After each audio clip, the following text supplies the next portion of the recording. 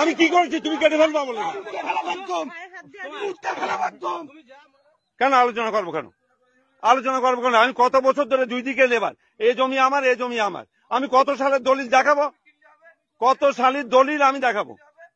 তো আমি মেপে দেখাবো। তুমি বললে কেউ কুপিয়ে দেবো, দাও কুপিয়ে দাও। আমি ঝামেলা করিনি। আমি এরা সেই ইলেকশনের রেজাল্টের দিন এসে আমার গাড়িতে বাড়ি দিয়েছে। এই জমি আমার, আমি তোর সঙ্গে আলোচনা করবো কেন? তুই কে? অনেক বছর ধরে এই যন্ত্রণা ভোগ করছি। কেটে কেটে দিবি, কুপিয়ে দিবি।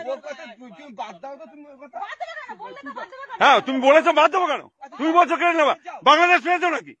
এটা বাংলাদেশ, তুমি কুপিয়ে দেবা? এই তুমি কেউ কেটে ফেলবো বলে? হ্যাঁ তুমি কেটে ফেলবে?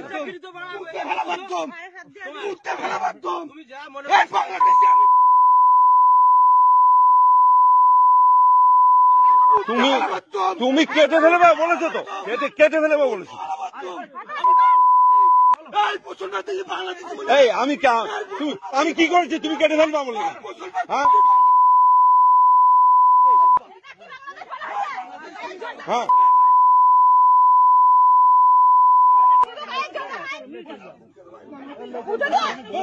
সেটা আমি 10 জনকে দেখাবো, সেটা আমি দেখাবো 10 জন।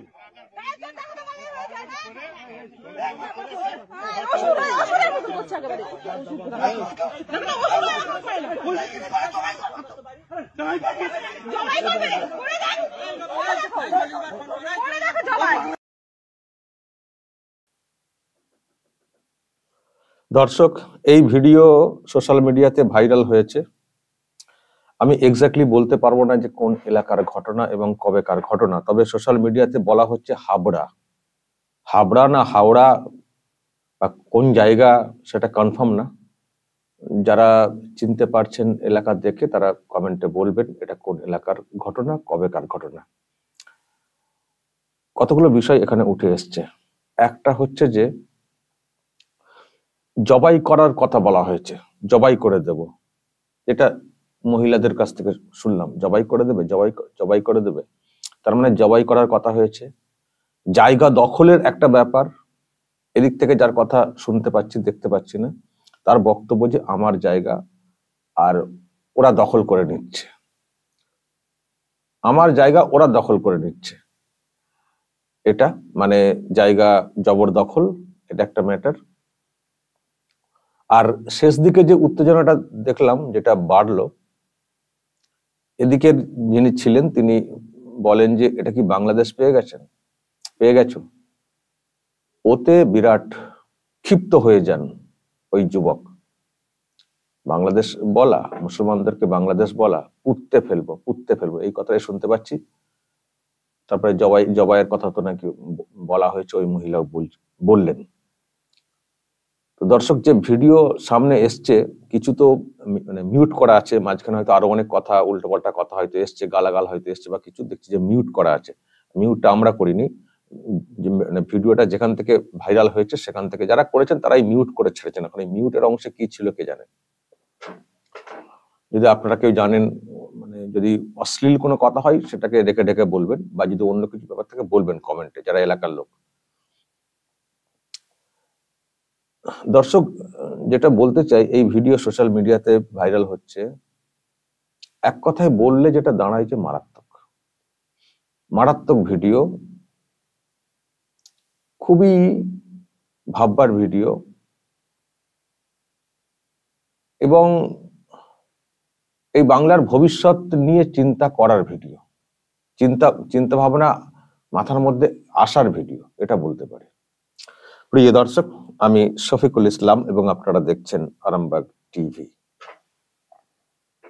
আমাদের কি বলার আছে এখানে? আমাদের যেটা বলার, প্রথমত পুলিশ প্রশাসন যেটা আছে তাদেরকে দেখার কথা বলার। আমি জানি না তারা এই ভিডিও দেখেছে কিনা, যদি না দেখে থাকে আরামবাগ টিভির মাধ্যমে দেখুন। এই ভিডিও সোশ্যাল মিডিয়াতে জোর ভাইরাল হচ্ছে, আমি আনলাম।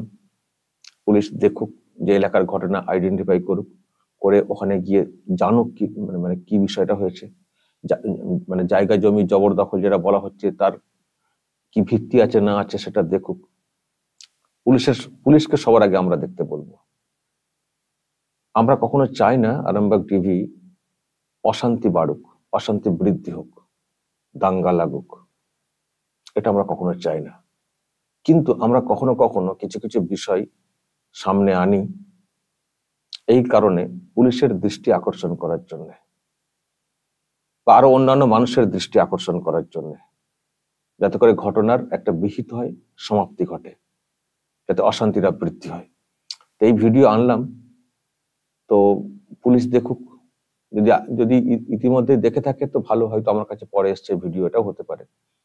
কিন্তু এই রকম পরিস্থিতি কেন হবে? কেন এইসব শব্দগুলো? খুব সেন্সিটিভ শব্দ, জবাই করা। যদি জবাই করা ওখানে বলা হয়ে থাকে, খুব মারাত্মক কথা জবাই করা। আর জবাই করা কথা উঠলে বাংলাদেশ প্রসঙ্গ তো আসবেই, কারণ বাংলাদেশে এই জবাই করে দেবো, জবাই করে দেবো, এই ওখানে স্লোগান হয়েছে না, একটা একটা স্কন্ধর ধৈরা ধৈরা জবাই কর, উঠেছে না ওখানে। সবসময় দেখবেন বাংলাদেশে মানে একটা উগ্র ভাব সেটা প্রকাশ করা হয় জবাইয়ের মাধ্যমে, মানে এরকম করে জবাই। তো জবাই কথাটা যদি কানে আসে, কাউকে জবাই করে দেব, তখন বাংলাদেশ কথাটা অটোমেটিক এসে যাবে। এটা কি বাংলাদেশ পেয়ে গেছো? উনি বলছেন মুসলমানদেরকে কেন বাংলাদেশ বলা আছে? মুসলমানদের বাংলাদেশি আমার মনে হয় না এই ব্যক্তি সেটা বলার চেষ্টা করেছেন। বলেছেন যে এই জবাই করে দেবো, পুঁতে ফেলবো, এটা কি বাংলাদেশ পেয়ে গেছো? মানে এই পরিবেশটার কথা বলতে চাওয়া হয়েছে। মুসলমানদের সব মুসলমান মানেই বাংলাদেশি, সেটা কেন হবে? আমিও তো মুসলিম, আমাকে কে বাংলাদেশি বলছে? সুতরাং ওটা ওটা কোনো কথা না, বা ওই কথাকে বেশ করে একবার তেড়ে তেড়ে আসা, পুঁতে ফেলবো, এটাই তো উগ্রতার প্রকাশ। দেখুন দর্শক, এই ছোট্ট একটা ভিডিও, তো এই ভিডিওতেই দেখবেন অনেক কিছু পরিষ্কার হয়ে যাচ্ছে। এই ভিডিওতে কি হচ্ছে? তর্কাতর্কি হচ্ছে, একটা জায়গা জমি নিয়ে তর্কাতর্কি হচ্ছে। কিন্তু তর্কাতর্কির মধ্যে উগ্রতা কোন দিক থেকে এলো এটা তো বুঝতে কোনো সমস্যা নেই। উগ্রতা এদিক থেকে তর্কাতর্কি হচ্ছে, এদিক থেকে শুনছি যে আমার জায়গা কেন আমি এ করব। তারপরে বলা হচ্ছে যে ভোটের সময় আমার গাড়িতে এ করেছিল, বাড়িতে না গাড়িতে কি বললেন, হামলা করেছিল। সবই হচ্ছে যুক্তি দিয়ে কিছু কথা, কিছু ইনফরমেশন দেওয়া। আর উগ্রতা কিন্তু আসছে ওই দিক থেকে। তারপরে হাতে তো আবার দেখছি কাটারি কাছতে কি করছিল কে জানে, ওরা ঘেরাঘিরি করছিল নাকি এনেছিল কুপানোর জন্য কে জানে, বলা খুব মুশকিল, ধারালো অস্ত্র তো। কিন্তু উগ্রতা দেখুন, একটা কিছু বলা হচ্ছে এদিক থেকে ওদিক থেকে উগ্রতা। আমি বলতে চাই যে এইগুলো কি ধরনের, এত উগ্র কেন? আর এই উগ্রতা দেখলে তো বাংলাদেশের কথা তো এমনি চলে আসবে মানুষের মধ্যে, কারণ বাংলাদেশে এই ধরনের উগ্রতা আমরা দেখি। উনি বাংলাদেশ প্রসঙ্গ টেনেছেন জবাইয়ের কথা শুনে, যেটা আমি পরিষ্কার বুঝতে পারছি। সেটাকে অন্যভাবে মোকাবিলা করতে পারতেন, অন্যভাবে বলতে পারতেন, ঠান্ডা মাথায় বলতে পারতেন, যুক্তি দিয়ে কথা বলতে পারতেন যে আপনি কি বলছেন। প্রথম কথা, জবাই পুঁতে ফেলায় কথা আসবে কেন? জবাই পুঁতে ফেলা এই কথাটা আসবে কেন? আর যারা মুখ দিয়ে জবাই পুঁতে ফেলার মতো কথা বলতে পারেন, তাদের কাছে ভদ্রতা আশা না করাই ভালো। তারা যে আমি যেটা বলছি যে আপনি এরকম যুগ বলছেন, আমরা এখানে কি করলাম, হ্যাঁ, এই যে ঠান্ডা মাথায় যুক্তি দিয়ে কথা বলা, এটা ওদের কাছ থেকে না আশা করাই ভালো। আমি বলছি আর কি, যে তর্কাতর্কি হচ্ছে সেখানে উল্টো পক্ষ, ঠিক আছে, জায়গা নিয়ে যদি সমস্যা হয়, ধরুন এই ব্যক্তি বলছেন আমার জায়গা, ওরা বলছে আমাদের, সেটা একটা বসে ব্যবস্থা হয়ে যায়, কাগজপত্র দেখে একটা ব্যবস্থা হয়ে যায়, বা একটা পাশাপাশি যুক্তি দিয়েও কথা বলা যায় না। তেড়ে তেড়ে আসা, জবাই করে ফেলবো, এখানে গেলে এই করে ফেলবো, তারপরে মানে জবাই কথা শুনে বাংলাদেশের মানে এটা বাংলাদেশ পেয়ে গেছে নাকি, এটা দেখুন এখন কথা কথা কি বলেন, কোনো কিছু উগ্রতা কিছু হলে বাংলাতে একটা কথা উঠে আসে, এটা কি বাংলাদেশ পেয়ে গেছো? বাংলাদেশ পেয়ে গেছো মানে এই না যে মুসলমানরা বাংলাদেশি, এখানকার মুসলমানরা সব বাংলাদেশ, সেটা বলা হচ্ছে। বাংলাদেশ পেয়ে গেছো বলা মানে কিন্তু এখানকার মুসলমান মানেই বাংলাদেশি, সেটা না। যিনি বলেছেন তাকে প্রশ্ন করবেন, আশা করি তিনি ওই কথাটাই বলবেন। আমি যেটা বলছি, উগ্রতার বহিঃপ্রকাশ দেখে হয়তো বলা হয়েছে যে এটা কি বাংলাদেশের পরিবেশ, পুঁতে ফেলবো, কেটে ফেলবো, জবাই করে ফেলবো, এটা কি বাংলাদেশ পেয়ে গেছো? কারণ বাংলাদেশ থেকে এই ধরনের ঘটনা শোনা যায় বলে কথাটা। তো সেটা শুনে যেভাবে তেড়ে আসা, এ তো সত্যি পুঁতে ফেলার মতো একটা অবস্থা। আর আমি জানি না জায়গাটার কার কি দলিল পত্র আছে, এটা আমরা দূর থেকে দেখে বলতে পারবো না। তো এটুকু বলার, এই ভিডিও বার্তা দেয়, এই ভিডিও অনেক কিছু ভাবায়। এই ভিডিও আগামী দিনে এই বাংলার শান্তি শৃঙ্খলা কতটা কি বজায় থাকবে সেই বিষয়ে প্রশ্ন তোলে। সুতরাং এগুলো প্রশাসনের খুব কঠোরভাবে দেখা উচিত, কঠোর হয় বলতে কি, মানে ঠিকঠাক ভাবে দেখে বিহিত করা উচিত। আর এই এত উগ্রতা, এই ধরনের শব্দ বন্ধ বলা বা এই ধরনের বিহেভ করা, এগুলো থেকে যাতে বিরত রাখা যায় সেই বিষয়েও সতর্ক করা উচিত। এটা তো সরকারের কাজ। আসলে সরকারের কি বলবেন, সরকার এই কাজ করে।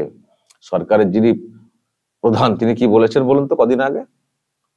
শুভেন্দু অধিকারীদেরকে ইঙ্গিত করে এরকম বলছেন সেরকম বলছেন, ধর্মকে উল্লেখ করে যদি একবার তারা ডাক দেয় তখন নিজেদেরকে সামলাতে পারবেন তো। এটা তো উস্কানি। এই কথা শুনলে এই অংশের লোকেরা উৎসাহিত হবেন, তারা তেড়ে তেড়ে যাবেন, কারণ তাদের মাথায় একটা ভাবনা আছে। দিদি আছেন, দিদি তো বলেইছেন যে ডাক দিলে ওরা সামলাতে পারবেন তো, তার মানে ডাক দেওয়া যায়, তার মানে ডাক দেওয়া যায়। এবং দিদি যখন ওইরকম করে বলেছেন, তার মানে ডাক দিয়ে যদি উল্টো দিকে আঘাত হানতে পারি, মনে হয় দিদি খুশি হবেন। মানে এই ধরনের একটা বার্তা এসে গেছে। শুনেছেন না দুদিন আগে? আমি আর এখানে শোনাচ্ছি না, শুনবেন। আমি কালকে একটা শুভেন্দু অধিকারীর খবরে ওই বক্তব্যটা শুনিয়েছি, মুখ্যমন্ত্রী কি বলেছিলেন। যদি ওরা একটা ডাক দেয় সামলাতে পারবেন তো, এটা মানে হচ্ছে ডাক দেওয়ার জন্য উৎসাহ দেওয়া। তো তার জের, কিন্তু এগুলো ভালো না, এগুলো ভালো না, যা হচ্ছে খুব খারাপ হচ্ছে। সরকারের উচিত শিক্ষা দেওয়া, সচেতন করা, যাতে উগ্রতা নিয়ন্ত্রণে থাকে। যা কিছু হবে আইন মোতাবেক, আইনের মাধ্যমে। কাউকে জবাই করে ফেলবো, কেটে ফেলবো, পুঁতে ফেলবো, তেড়ে তেড়ে যাবো, এটা আইন বলে না, এটা আইন বলে না। দর্শক, যদি আপনাদের এই নিয়ে আরো কোনো তথ্য থাকে বলবেন, যা বলার বলবেন, কমেন্ট বক্সে নজর রাখবেন আরামবাগ টিভিতে।